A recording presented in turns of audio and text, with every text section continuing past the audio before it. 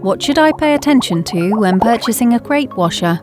Are there any significant differences? Or are all machines similar? Aren't they all basically tunnel washers with a number of sprayers?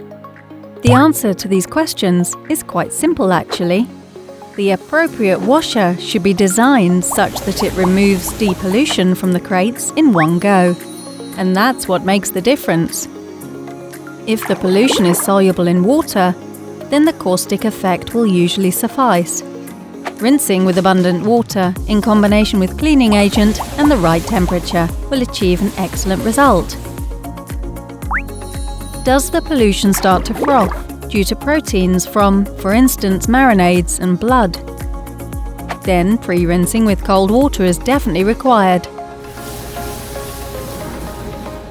This concludes the standard solution. But what to do in case of pollution that is hard to remove, such as stickers, certain fish residues, crates that contained live chickens, seeds of various vegetables, currants and raisins, baking trays, etc. Specifically for this purpose, let's develop different machines where higher pressure is used for washing. Sometimes up to 180 bar, and always with a view to the reuse of water and agent. But most of all, for a perfectly clean result for you. No doubt you've noticed, Let's offers a tailor-made solution for any type of pollution.